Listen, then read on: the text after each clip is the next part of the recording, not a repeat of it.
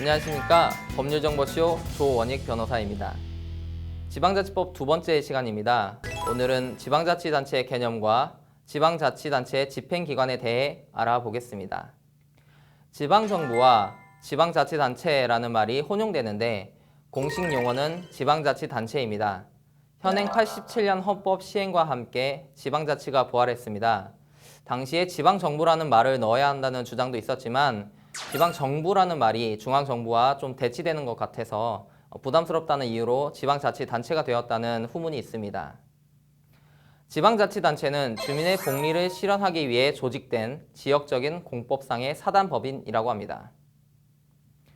지방자치와 관련된 법으로는 지방정부의 헌법이라 할 수 있는 지방자치법, 지자체의 재원을 이루는 지방세 관계 법령들, 그리고 지자체의 기금관리법, 지방교육자치에 관한 법률, 지방공기업법, 지자체의 재산을 다루는 공유재산 및 물품관리법, 지방자치단체가 당사자가 되는 계약에 관한 법률, 지방공무원법, 주민투표법, 그 밖의 관계법령입니다.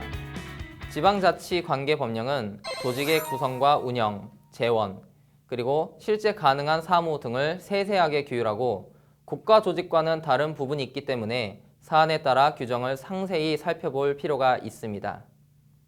그럼 지자체장에 대해서 알아보겠습니다. 지자체장은 독임제 행정청입니다. 그래서 지자체가 내린 처분에 관한 취소 소송을 제기하면 피고는 지자체장이 되어야 합니다. 예를 들어서 마포구의 건축과 관련한 처분은 마포구가 내리는 것이 아닙니다. 바로 마포구청장이 내리는 것입니다. 지자체장은 지자체를 대표하고 그 사무를 총괄합니다. 지자체장은 선출직인데 3선 연임의 제한이 있습니다. 예를 들어 박원순 시장의 경우에는 보궐선거로 당선된 경우인데요. 지난 선거가 두 번째 선거였고 이번에 도전하게 되면 세 번째 도전이 된 것입니다. 지자체장이 여러 가지 이유로 공석이 되면 부시장이나 부구청장이 권한 대행이 되는데 이와 같이 부단체장 이하 공무원 조직이 있습니다. 장이 머리가 된다면 조직들은 손발이 되어서 사무를 처리하는데 주민들과 직접 만나는 분들은 공무원분들이고 특별한 사정이 없다면 해당 지자체에 오래 근무하기 때문에 잘 알아두시는 게 좋다고 합니다. 지자체장에게는 다양한 권한이 주어집니다. 지자체를 대표하고 그 사무를 총괄하며 소속 직원을 지휘하고 임명권을 갖습니다. 선출직인 지자체장이 공무원 조직을 통제하는 가장 강력한 수단은 임명권이라 할 수 있죠. 지자체장은 예산을 편성할 권한을 갖습니다. 그리고 의회로부터 감독을 받고 있습니다. 대통령과 국회 관계처럼 지자체장과 지방의회가 그런 상호 견제 관계에 있습니다. 소위 거부권이라 하는 제2요구권도 지자체장에게 있습니다. 지방의회가 제정한 조례가 법과 지자체의 사정에 맞지 않다고 판단되면 다시 의결할 것을 요구할 수 있는 권리입니다. 이와 같이 제2요구가 이루어질 경우 의회는 특별 정적수인 3분의 2 의결을 거쳐야 조례를 위반할 수 있게 됩니다.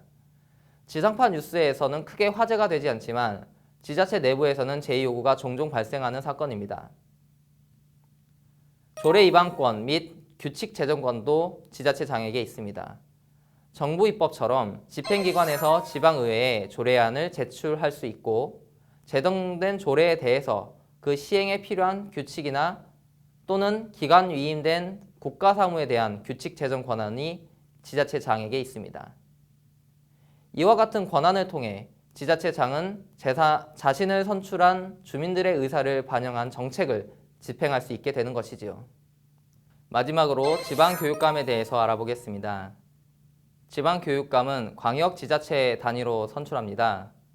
그래서 유치원부터 고등학교까지의 사무를 관장하게 되는데요.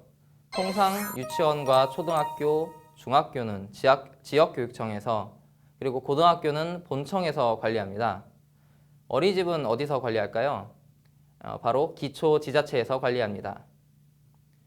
공립학교와 관련된 재산의 처리도 지방교육감이 합니다. 최근에 발달장애인을 위한 학교와 관련해서 서울시 교육감이 전면에 나선 이유가 바로 거기에 있습니다.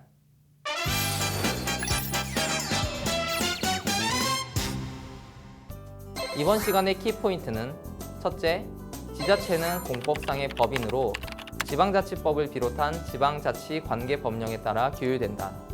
둘째, 지자체장은 조직의 임명권, 예산의 편성권, 조례 위반권 및 규칙 제정권을 통해 주민들을 위한 정책을 추진할 수 있다. 셋째, 교육감도 지자체장이다입니다.